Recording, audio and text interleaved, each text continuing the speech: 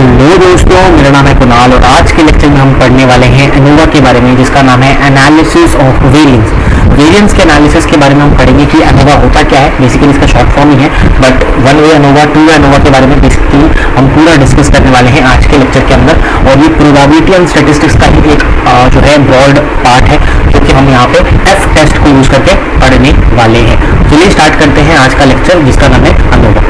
शुरू करने से पहले मैं आपको बता दूं, अगर आपने अभी तक हमारा टेलीग्राम चैनल ज्वाइन नहीं किया है तो लिंक जो है वो आपको डिस्क्रिप्शन में मिल जाएगा, वहां से जाके आप ज्वाइन कर सकते हैं, ठीक है। और सेशन पीडीएफ भी आपको वहीं पे मिल जाएंगी। इस सेशन का पीडीएफ भी आपको टेलीग्राम चैनल पे मिल जाने वाला है। तो बेसिकली एनोवा होता क्या है? एनोवा जो है basically stands for analysis of variance and this is a statistical technique. What? This is a statistical technique to analysis and basically जो है सिग्निफिकेंस स्टडी करने के लिए यूज होता है। किसको? Significance of different of means, difference of means of दो sample दोस्तों, अगर मेरे पास है एक सैंपल, दो सैंपल या फिर उससे ज्यादा 3-4 सैंपल हो गए मान लो, तो उसमें अगर मीन का मतलब डिफरेंस अगर मैं सैंपल को स्टडी करना हो तो हमारे पास एनालिसिस या एनालिसिस ऑफ वेरिएंस करते हैं या फिर एनोवा टेक्निक का यूज हम लोग यहाँ पे करते हैं, ठीक है। अब अजम्पशंस क्या होते हैं? बेसिकली हम पॉपुलेशन को यहाँ पे नॉर्मली डिस्ट्रीब्यूटेड लेते हैं, साथ में जो सैंपल रहता है जिसमें हम यहाँ पे कंसीडर करने वाले हैं वो रैंडम सैंपल होना चाहिए, साथ में इंडिपेंडेंट सैंपल होना चाहिए, मतलब दोनों का आउटपुट एक दूसरे पर डिपेंड नहीं करना चाहिए। Each one of the population same variance हमारे पास होना चाहिए, sigma 1 square equal to sigma 2 square ऐसे करके यहाँ पर चलना चाहिए। तो यहाँ पे जो null hypothesis and alternative hypothesis set करते हैं हम, दैट इज एच नॉट, जो इज हमारे पास यहाँ पे नल हाइपोथेसिस होती है। इसको हम लोग क्या बोलते हैं कि सारे मीन जो है वो बराबर है एक दूसरे के साथ, सारे मीन जो है वो बराबर है एक दूसरे के साथ। और H1 जो सेट करते हैं एटलीस्ट एक मीन जो है वो डिफरेंट होना चाहिए, एटलीस्ट एक मीन जो है वो डिफरेंट होना चाहिए। दोस्तों अभी तक हमारा क्या था कि भाई अगर हमारे पास मीन होते थे 2 तो हम इसको देख सकते थे कि भाई सिग्निफिकेंस डिफरेंस है कि नहीं, test of hypothesis, test of significance लगा सकते थे, जेड टेस्ट था, टी टेस्ट था, बाइस्को टेस्ट था, सब कुछ था। बट अगर हमारे पास 2 या फिर 2 से ज्यादा सैंपल आता है और उसमें मेन को जो है डिफरेंस कंसिडर करना पड़ता है, तो यहाँ पे हमारे पास रूल आता है किसका? एनोवा का रूल आता है, ठीक है। किसका आता है? एनोवा का रूल आता है। और इसमें जो टेस्ट स्टैटिस्टिक्स यूज करते हैं एफ टेस्ट का इस्तेमाल होता है। और एफ टेस्ट मैंने आपको पढ़ाया, अगर आपको नहीं पता है तो मेक श्योर आपको पता चल जाए। कहाँ पे मैंने बताया था ये चीज आपको? मैंने आपको एफ टेस्ट जो उन्होंने यहाँ पे हाइपोथेसिस टेस्टिंग किया था, तो वहाँ पे मैंने एफ टेस्ट क्या होता है वो मैंने आपको वहाँ पे बताया है, ठीक है। अब जो ये एनोवा है दोस्तों, दैट इज 2 टाइप की होती है, एक होता है वन वे एनोवा और एक होता है हमारे पास 2 वे एनोवा। वन वे एनोवा में एक इंडिपेंडेंट फैक्टर होता है जो कि हमारे पास 3 या 4 जितने भी हमारे पास यहाँ पे वो क्या कहते हैं ग्रुप के साथ या फिर फैक्टर के साथ डिपेंड करता है, इन्फ्लुएंस करता है बेसिकली। और अगर मैं 2 वे एनोवा की बात करूँ तो दो हमारे पास यहाँ पे करते हैं, एक इंडिपेंडेंट नहीं 2 इंडिपेंडेंट हमारे पास ग्रुप रहेंगे जो कि इन्फ्लुएंस करेंगे हमारे पास बहुत सारे ग्रुप्स को या फिर हमारे पास वैल्यूज को, ठीक है। तो ये होता है वन वे एंड 2 वे का बेसिक डिफरेंस। अब हम एक एक करके प्रोसेस पढ़ेंगे कि भाई अगर वन वे एनोवा आता है या फिर 2 वे एनोवा आता है तो क्वेश्चन कैसे करके हम क्वेश्चंस को सॉल्व कर सकते हैं। दोस्तों जैसे कि मैंने आपको बताया, अगर मैं वन वे एनोवा की बात करूं तो यहाँ पे हमारे पास कुछ होगा क्या? हमारे पास यहाँ पे दिया हुआ कि भाई जिसके ऊपर हमारे पास फैक्टर डिपेंड कर रहा है, इंडिपेंडेंट फैक्टर क्या होता है यहाँ पे? इंडिपेंडेंट फैक्टर करता है, फॉर एग्जांपल कुछ भी टॉपिक दिया हुआ है, इंडिपेंडेंट फैक्टर जिसपे बहुत सारी फैक्टर्स डिपेंड करेंगी, इन्फ्लुएंस करेंगी। तो मान लेते हैं यहाँ पे हमारे पास x1 होगा कुछ, ठीक है, देन हमारे पास x2 होगा, देन हमारे पास यहाँ पे x3 होगा। तो इसमें कुछ वैल्यूज होंगे, मान लेते हैं अभी के लिए मैं रैंडम वैल्यूज ले लेता हूँ। अभी के लिए क्या किया? रैंडम वैल्यूज 8 ले लिया, फिर 10 ले लिया, फिर हमारे पास 7 ले लिया, 14 ले लिया, कुछ इस तरह से। यहाँ पे मैंने 7 ले लिया, 5 ले लिया, 4 ले लिया या फिर 10 ले लिया मान लो, और 9 ले लिया। सिमिलरली 12 ले लिया, यहाँ पे 9 ले लिया, 13 ले लिया और हमारे पास मान लेते हैं 12 वापस से ले लिया, चलो ठीक है। तो ये होता है हमारे पास यहाँ पे कुछ वैल्यूज जो कि ये इंडिपेंडेंट फैक्टर बेसिकली ये x1 भी इस पर डिपेंड करता है, x2 भी और x3 भी, है ना। तो ये होता है हमारे पास वन वे एनोवा का केस, जिसमें हमारे पास बेसिकली क्या रहता है, यहाँ पे हमारे पास 3 चीजें रहती हैं। तो यहाँ पे सबसे पहले हमें समेशन ऑफ x1 निकालना पड़ता है, ठीक है। समेशन ऑफ x1 सब कुछ निकल गया आ गया, फिर समेशन ऑफ x2 निकालना पड़ता है, यहाँ पे कुछ आ जाएगा निकल के, ठीक है। फिर हमारे पास समेशन ऑफ x3 निकालना पड़ता है, वो भी निकल के कुछ हमारे पास यहाँ पे आ जाने वाला है। ये मान लेते हैं n1 है, ये हमारे पास n2 है, ये हमारे पास क्या है n3 है, मतलब नंबर ऑफ कितने सैंपल्स है, जैसे 4 4 4 हो गया। तो यहाँ पे क्या है n1 is equal to n2 is equal to n3 है, तो यहाँ पे हमारे पास कितने 4 है ना। सिमिलरली अब हम लोग क्या करेंगे यहाँ पे दोस्तों, देखिए हम लोग यहाँ पे नल हाइपोथेसिस सेट करेंगे कि भाई सबका जो मीन है, बेसिकली सबका जो सैंपल मीन है वो क्या है, एक दूसरे के साथ बराबर है। तो x1 bar is equal to x2 bar is equal to x3 bar, है ना। और h1 जो सेट करेंगे एटलीस्ट जो है एक हमारे पास डिफरेंट हो, एटलीस्ट 1 नॉट सेम या फिर नॉट इक्वल, ऐसे मान सकते हैं। क्वेश्चन सॉल्व करने का तरीका दोस्तों मैं बता देता हूँ। सबसे पहले हम लोग यहाँ पे क्या करते हैं, यहाँ पे बताता हूँ आपको। क्वेश्चन सॉल्व करने का तरीका, how to solve one way ANOVA के क्वेश्चन या सॉल्विंग। ये स्टेप याद रखें, आपको कुछ नहीं करना, सिंपल स्टेप है। सबसे पहले टी कैलकुलेट करना है। टी क्या होता है, summation of x1 plus summation of y x2 plus summation of x3। मतलब ये तीनों जो समीशन हम ये है उसको ऐड कर देना है तो हमारे पास टी आ जाएगा। उसके बाद हमें कैलकुलेट करना है यहाँ पे, बेसिकली इसको क्या बोलते हैं, ग्रैंड टोटल बोलते हैं। क्या बोलते हैं, ग्रैंड टोटल यहाँ पे दोस्तों बोला जाता है। और यहाँ पे मैं निकालने वाला हूँ करेक्शन फैक्टर। क्या निकालने वाला हूँ, करेक्शन फैक्टर निकालने वाला हूँ। और वो क्या होता है दोस्तों, that is T square upon में एन, जहाँ पे जो एन है that is equal to n1 plus n2 plus n3 मतलब 12। 4 plus 4 plus 4 plus 4 sorry 4 plus 4 plus 4 और बस 12 होता है। ठीक है, फिर हम लोग यहाँ पे दोस्तों निकालते हैं नेक्स्ट स्टेप में SSC।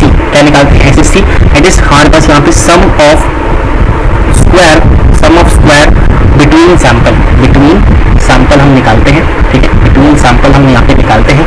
और अगर आपको यहाँ पे एक चीज मैं बताना भूल गया, एफ टेस्ट जो हम लगाते हैं मैं आपको यहाँ पे दिखा देता हूँ। दोस्तों ये जो हमारे पास था एफ टेस्ट लगाने के लिए, सबसे पहले एफ टेस्ट यहाँ पे लगाते हैं variation between sample and variation within sample. Within का मतलब होता है जैसे x1 था तो यहाँ पे कुछ थे तो इसके अंदर का जो वेरिएशन है उसको देखेंगे, एंड बिटवीन सैंपल मतलब x1 x2 x3 इन तीनों के अंदर जो वेरिएशन है उसको हम यहाँ पे टेस्ट करते हैं। और उसी के बेसिस पे हम यहाँ पे क्या निकालते हैं, एनालिसिस करते हैं या हमारे पास स्टडी करते हैं significance of between the means. ठीक है, बिटवीन द मीन्स। अब दोस्तों मैं क्या करूँगा यहाँ पे, एक सेकेंड, जैसे हम यहाँ पे कर रहे थे ये रहा हमारे पास याद था सम ऑफ SSC निकालते हैं। और SSC क्या होगा दोस्तों, हमारे पास सिग्मा x1 जो हमने निकाला था उसका स्क्वायर कर दूंगा अपॉन में n1। ठीक है, प्लस सिग्मा हमारे पास x2 जो था निकल के आया था उसका मैं स्क्वायर कर दूंगा अपॉन में हमारे पास n2 प्लस सिग्मा हमारे पास यहाँ पे क्या था x3 उसका स्क्वायर कर दूंगा यहाँ पे अपॉन में हमारे पास n3 और यही माइनस कर दूंगा मैं टी स्क्वायर अपॉन में n। तो इसे ज्यादा रहेगा तो आप ज्यादा ऐड करके टी स्क्वायर माइनस n यहाँ पे माइनस कर सकते हो, यहाँ से SSC निकल के आ जाता है। अब दोस्तों मैं क्या करूँगा यहाँ पे, अब दोस्तों यहाँ पे कैलकुलेट होगा हमारे पास क्या नेक्स्ट टर्म जिसका नाम है हमारे पास क्या, अच्छा दूसरी बात यहाँ पे डिग्री ऑफ फ्रीडम होता है DF, वो क्या होता है दोस्तों, दैट इज हमारे पास column C-1 column, number of column जो है कॉलम हमारे पास 3 है तो 3-1 दैट इज 2 हो जाएगा। तो नंबर ऑफ कॉलम हमारे पास यहाँ पे कैलकुलेट होता है। चौथा नंबर पे जो हम कैलकुलेट करते हैं यहाँ पे दोस्तों दैट इज हमारे पास SST। क्या बोलते हैं, SST सोशल स्टडीज नाम आनेगा इसको। That is called total sum of square. Total sum of square हमें यहाँ पे कैलकुलेट करना पड़ता है। टोटल सम ऑफ स्क्वायर क्या होता है, सिग्मा x का मतलब x1 का स्क्वायर प्लस सिग्मा x2 का स्क्वायर प्लस सिग्मा x3 का square minus T square upon में n। मतलब ये जो सैंपल्स थे बेसिकली इसको 49, 50, 25, 100 ऐसे करके हमारे पास यहाँ पे कैलकुलेट इसको दोस्तों करना पड़ता है एंड देन समेशन करके minus T square upon n से ये करना पड़ता है। और इसकी जो डिग्री ऑफ फ्रीडम है दैट इज इक्वल टू हमारे पास n-1। अब दोस्तों हमें क्या करना पड़ता है यहाँ पे, फिफ्थ स्टेप ये हो गया कैलकुलेशन। फिर हमारे पास फिफ्थ स्टेप में क्या करना पड़ता है यहाँ पे SSE कैलकुलेट करना पड़ता है। ठीक है, SSE that is sum of square within sample, sum of square sample within sample. ठीक है, विदिन सैंपल हमें यहाँ पे कैलकुलेट करना पड़ता है जो कि होता है हमारे पास SST माइनस SSC जो हमने कैलकुलेट कर रखा है दोनों उसको हम लोग माइनस कर देंगे SST माइनस SSC। तो हमारे पास यहाँ पे क्या आ जाएगा, SSE that is sum of within sample निकल के आ जाएगा। देन हमें दो चीज़ें लास्ट यहाँ पे कैलकुलेट करनी पड़ती है। छठा ज़्यादा कंफ्यूजन नहीं है दोस्तों, जब हम लोग ये सब करेंगे तो बहुत ईजी पड़ेगा। ये हमें कैलकुलेट करना पड़ता है mean of sum of square between sample, इसका मतलब वेरिएंस ही बोलते हैं शायद इसको, बिल्कुल इसको बोलते हैं मीन।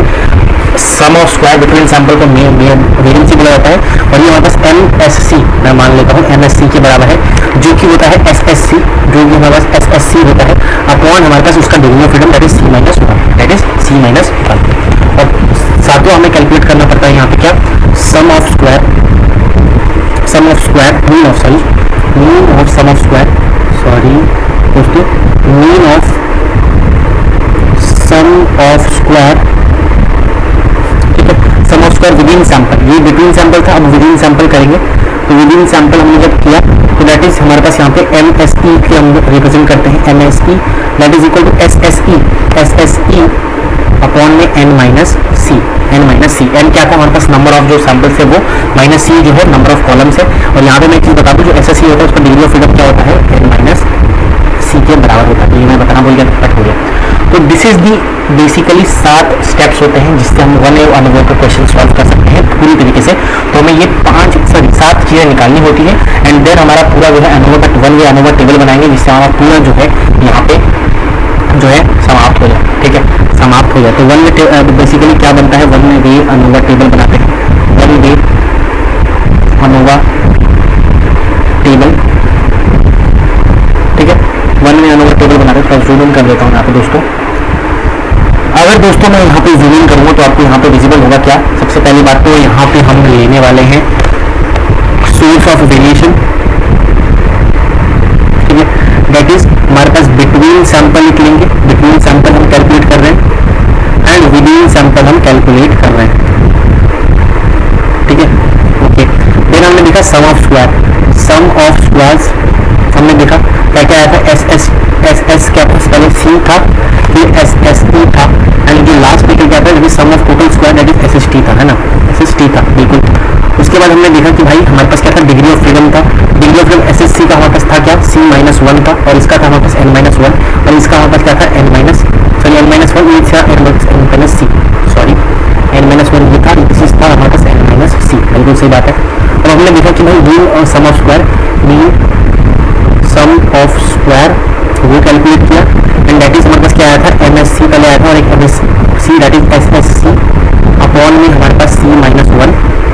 ठीक है, और एम एस ई आया था दैट इज हमारे पास यहाँ पे एस एस ई अपॉन में हमारे पास क्या था, एन माइनस सी। बिल्कुल सही बात है, बिल्कुल सही बात है। और हमने यहाँ पे एफ रेशियो लास्ट में निकालना पड़ता है। अब ये एफ रेशियो कैसे निकालते हैं, जो भी इनमें से बड़ा आएगा, बेसिकली एम एस सी और एम एस सी, जो भी इसमें से बड़ा आएगा उसको हम ऊपर रखते हैं, उसको ऊपर रखते हैं। मान लेते हैं अभी के लिए एम एस सी जो है सी बड़ा है तो एम एस सी हमने ऊपर रख दिया, एम एस ई हमारे पास नीचे रख दिया और इसको कैलकुलेट करेंगे। जो भी ये वैल्यू आएगी this is calculated F, this is calculated F. और अगर हमारे पास कैलकुलेटेड एफ जो आई है निकल के अगर वो बड़ी रहती है हमारे पास टैबुलेटेड एफ से तो मैं क्या करूँगा, एच नॉट रिजेक्ट कर दूंगा, एच नॉट रिजेक्ट कर दूंगा। और अगर हमारे पास छोटी आती है तो मैं क्या करूँगा, एच नॉट को एक्सेप्ट कर लूँगा, ये तो पढ़ के आ चुके हैं। तो this is the basically what, this is the process of one way ANOVA. अब हम देखेंगे कि भाई टू वे अनोवा कैसे करते हैं। मैं आपको फिर से एक बार एक्सप्लेन कर देता हूँ कि भाई हमारे पास ये वन वे अनोवा क्या करते हैं, एक बार फिर से एक्सप्लेन कर देता हूँ। तो दोस्तों क्या क्या किया हमने, सबसे पहली बात तो वन वे अनोवा में हमारे पास एक इंडिपेंडेंट फैक्टर रहता है, उस पर डिपेंड करते हैं, इन्फ्लुएंस करता है बहुत सारे वेरिएबल्स को, या फिर हमारे पास बेसिकली क्या करता है वो ग्रुप्स को इन्फ्लुएंस करता है। सब ऐसे सॉल्व करते हैं वन वे अनोवा को। सबसे पहले टी निकालेंगे, it is summation of x1 x2 and x3, हमें ग्राउंड टोटल से बोला जाता है। फिर करेक्शन फैक्टर निकाला टी स्क्वायर अपॉन एन से, एन क्या होता है जितना भी सैंपल है उसका summation that is n1 plus n2 plus n3। फिर एसएससी निकाला that is sum of square between sample that is summation of x1 का होल स्क्वायर अपॉन n1, ऐसे करके आपने निकाल दिया। तो दिस इज बेसिकली ये। एंड इसका डिग्री ऑफ फ्रीडम जो होता है that is c minus one, that is number of column minus one. फिर हमने निकाला SST that is total sum of square that is degree of freedom का n minus one रहता है और ये होता है सिग्मा xn1 का स्क्वायर प्लस सिग्मा x2 का स्क्वायर प्लस सिग्मा x3 का square minus T square upon n। और फिर निकाला हमने सम ऑफ स्क्वायर विदिन सैंपल, तो इसका हमारे पास एसएससी से डिवीजन करते हैं, उसका जो डिग्री ऑफ फ्रीडम रहता है दैट इज हमारे पास यहाँ पे n माइनस सी, तो S S T minus S S C करके हमारे पास एस एस सी आ जाता है। फिर हमने नेक्स्ट स्टेप में देखा कि भाई mean of square of between sample निकाला, mean of sum of square of between sample निकाला that is S S C upon में C minus one and mean of sum of square within sample निकाला तो M S E बोलते हैं that is S S E upon N minus C that is degree of freedom. ठीक है, फिर tablet value निकाला, जो भी हमने यहाँ पे निकाला उसको एक टेबल के अंदर हमने यहाँ पे स्टोर किया। सबसे पहले बिटवीन सैंपल एंड एक होता है हमारे पास within sample, S S C S S E, C minus one हमारा डिग्री ऑफ फ्रीडम था, इसका एन माइनस सी था, एम एस सी था और एम एस ई हमने यहाँ पे निकाल लिया। ठीक है, दैट इज हमारे पास S S C upon C minus one, S S E upon N minus C जो हम निकाल के आ चुके हैं 6th और 7th स्टेप। उसके बाद इसका रेशियो ले लिया, जो भी बड़ा होगा उसका रेशियो लेना है, जो बड़ा होगा उसका रेशियो लेना है। ठीक है, ये ध्यान रखना, M S C upon M S C किया। अगर कैलकुलेटेड जो एफ हमने निकाला है वो टैबलेटेड एफ से ज़्यादा होता है तो हमें एच नॉट को रिजेक्ट करना है, अगर ये कम होता है तो हमें एच नॉट को एक्सेप्ट करना है। ठीक है, अब हम देखेंगे टू वे अनोवा के बारे में। अब दोस्तों हम देखेंगे किसके बारे में, हमारे पास यहाँ पे वन वे अनोवा के टू वे अनोवा के बारे में हम लोग भी चर्चा करने वाले हैं। अब दोस्तों ये टू वे अनोवा क्या होता है हम वो देख लेते हैं। सबसे पहले थोड़ा जूम इन कर लेता हूँ जिससे आपको स्क्रीन जो है वो अच्छी तरीके से मेरी विजिबल हो। तो टू वे अनोवा में क्या होता है दोस्तों, यहाँ पे मैं बताना चाहता हूँ आपको टू वे अनोवा। अब 2 का मतलब होता है जैसे हमारे पास एक इंडिपेंडेंट फैक्टर था, वैसे ही इस वाले में हमारे पास क्या होंगे, 2 इंडिपेंडेंट फैक्टर होंगे। मैं मान लेता हूँ कि भाई यहाँ पे ए है, ये बी है, ये सी है, और यहाँ पे मैंने निकाल लिया, मान लेते हैं डी है, या फिर मान लेते हैं कुछ जैसे पी है, क्यू है, और हमारे पास यहाँ पे आर है। ठीक है, मान लेते हैं यहाँ पे क्या है, हमारे पास आर है। तो this is one segment, this is second segment, जो कि हमारे पास इंडिपेंडेंट है, और ये दोनों जो है कुछ इन्फ्लुएंस कर रहा है, कुछ फैक्टर्स पर डिपेंड कर रहा है। ठीक है, तो मान लेते हैं कि हमारे पास यहाँ पे कुछ वैल्यूज दी हुई है। ठीक है, जैसे मान लेते हैं 6 है, 2 है, 4 है, 3 है, 2 है, 9 है, 7 है, 12 है, 4 है। मान लेते हैं रैंडम डेटा मैंने यहाँ पे लिया है। ठीक है, रैंडम डेटा मैंने यहाँ पे लिया है।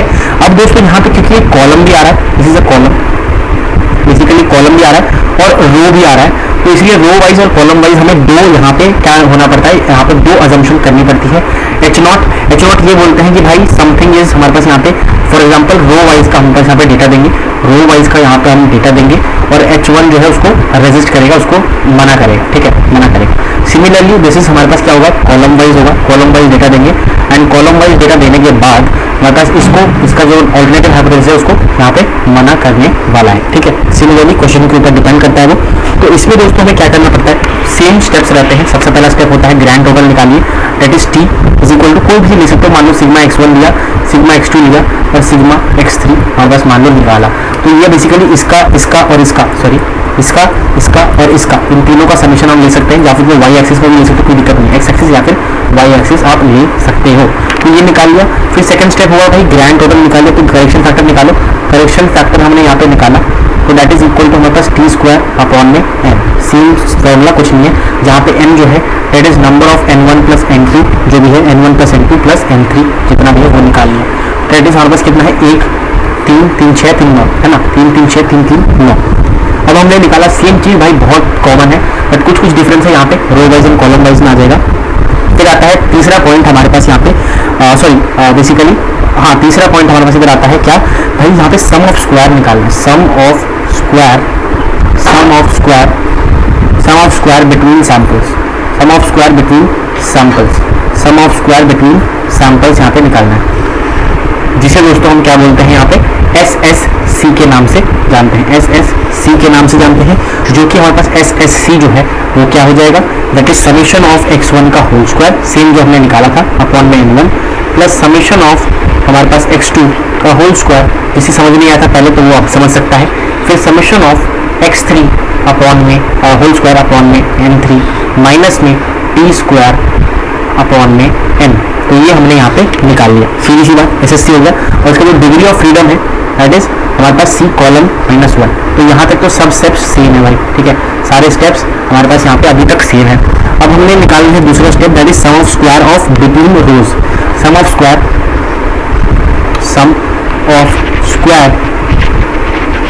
बिटवीन रोज मैंने यहाँ पे निकाल लिया। ठीक है, बिटवीन रोज निकाला, SSR से ना जानते हैं, SSR से जानते हैं, दैट इज भाई सिग्मा मान लेते हैं सिग्मा y1 का स्क्वायर, ठीक है, अपॉन में हमारे पास m1 प्लस सिग्मा y2 का स्क्वायर अपॉन में हमारे पास m2, मतलब जो m1 m2 है अलग अलग होंगे, है ना, सिग्मा y3 का स्क्वायर अपॉन में m3। तो ये हमने यहाँ पे तीनों निकाल दिया, माइनस में टी स्क्वायर अपॉन एन करना ना भूलिएगा। ठीक है, टी स्क्वायर अपॉन में एन हमने यहाँ पे कर दिया भाई। ठीक है, चौथा स्टेप भी खत्म। और इसका जो होगा बेसिकली डिग्री ऑफ फ्रीडम जो होगा रो -1 होगा। यहाँ पे रो कितने हैं, 3 -1 होगा इसमें, इस केस में बेसिकली क्योंकि स्क्वायर है इसीलिए। फिफ्थ वाला जो स्टेप हो जाएगा दोस्तों, that is sum of square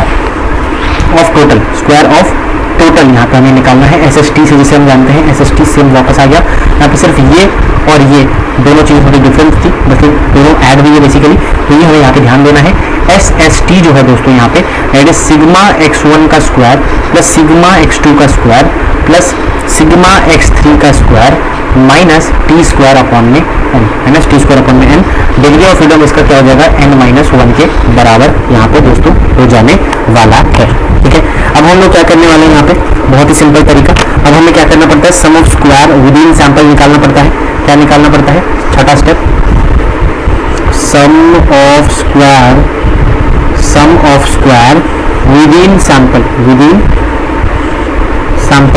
जिसे हम लोग SSE के नाम से जानते हैं। क्या SSE के नाम से हम यहाँ पे जानते हैं दोस्तों, दैट इज हमारे पास क्या इसके बराबर होता है, एस एस टी के minus S S C, sorry minus S S C minus S S R plus S S R. यहाँ पे जो प्लस एस एस आर है वो हमारे पास ऐड हो गया इसमें 2 एनोवा में, क्योंकि वो हमें एक्स्ट्रा जो है यहाँ पे निकालना पड़ता है। बाकी और कोई डिफरेंस नहीं है इस पर्टिकुलर क्वेश्चन के अंदर या फिर इस पर्टिकुलर सेक्शन के अंदर, ठीक है।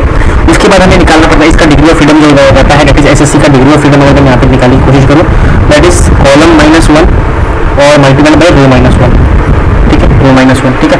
अब हम निकालने वाले हैं यहाँ पे दोस्तों क्या, यहाँ पे हम निकालेंगे बेसिकली हमारे पास mean sum of square between sample and mean sum of square between rows and mean sum of square between within sample, ठीक है। तो तीन चीज निकालना है, और मीन सम ऑफ स्क्वायर, ठीक है। अगर मैं यहाँ पे बात करूँ हमारे पास बिटवीन सैंपल की, जिसको हम क्या बोलते हैं MSC बोलते हैं, MSC बोलते हैं। फिर बिटवीन रोज, यहाँ पे एक एक्स्ट्रा यहाँ पे ऐड हो, इट इज बिटवीन रोज। अगर मुझे यहाँ पे सम ऑफ एरर्स निकालना हो तो दैट इज कॉल्ड हमारे पास MSR। एंड एक जो है विदिन सैंपल जो हमें निकालना पड़ता है दैट इज MS जो है E होता है, ठीक है, MS E होता है।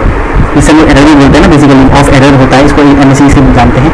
तो ये 3 चीज़ निकालनी होती है। दिस इज SSC अपॉन में हमारे पास क्या, SSC अपॉन में हमारे पास C-1, this is SSR upon में R-1 and this is SSE, sorry जो हमने SSE निकाला है दैट इज सम, ये वाला जो है हमने यहाँ पे निकाला है sum of square of within sample SSC निकाला है। अपॉन में हमारे पास क्या निकालेंगे C-1, इसका डिग्री ऑफ फ्रीडम, और डिग्री ऑफ फ्रीडम क्या है C-1 R-1, ठीक है। ये 3 चीज़ निकल गई, बाकी बात खत्म। हमारे पास F रेशियो निकालना पड़ता है यहाँ पे दोस्तों। F रेशियो निकालोगे दोस्तों आप, यहाँ पे F रेशियो जब आपने निकाला तो अगर यहाँ पे जो F ऑफ कॉलम निकाला, बेसिकली F ऑफ कॉलम निकालते हैं सबसे पहले, और F ऑफ कॉलम में क्या रहता है हमारे पास यहाँ पे MSC एंड MSE एंड इसको डिवाइड करते हैं। अगर मैं रो की बात करूँ तो सबसे पहले MSR जाता है यहाँ पे एंड देन हमारे पास MSE आता है। दोनों का अलग अलग हमारे पास यहाँ पे F टेस्ट होगा। अगर ये कैलकुलेटर जो है वो बड़ा आता है F हमारे पास जो टैबुलेटेड है कॉलम और बेसिकली रो या फिर कॉलम का, तो रिजेक्ट कर देंगे हम H0 को रिजेक्ट करेंगे। और अगर छोटा आता है तो H0 को हम दोस्तों यहाँ पे एक्सेप्ट करने वाले हैं। सो टैबुलेटेड फॉर्म आप बना भी सकते हो, नहीं बना सकते, बिकॉज सारी डेटा हमारे पास यही सेम डालना होता है एक टेबल के अंदर, उसी को हम टेबल बोल देते हैं, 2 टेबल बोल देते हैं। तो बाकी और कुछ भी नहीं है, हमें यहाँ पे 7 चीज़ें में से 2 चीज़ें एक्स्ट्रा निकालनी है। यहाँ पे sum of square between rows and sum of जो mean sum of square between rows है वो हमें यहाँ पे निकालना पड़ता है थोड़ा सा, ठीक है। तो ये 2 चीज़ें 2 स्टेप जो है यहाँ पे एक्स्ट्रा होता है किसमें, 2 वे एनोवा के अंदर। बाकी this is a very simple topic and very interesting topic. अगर आपको वेरिएंस को जो है कंपेयर करना होता है 2 सैंपल के बीच, 2 सैंपल के बीच अगर 2 या फिर 2 से ज़्यादा मीन को हमें अगर डिफरेंस टेस्ट ऑफ सिग्निफिकेंस करना पड़ता है तो 2 वे एनोवा का हमारे पास यहाँ पे कंसेप्ट आ जाता है। सो दोस्तों दैट्स ऑल फॉर टुडे। हमने आज पूरा कि एनोवा होता क्या है, एनालिसिस ऑफ वेरिएंस सीखा, फिर 1 वे एनोवा के बारे में पढ़ा, 2 वे एनोवा के बारे में हम लोगों ने यहाँ पे देखा।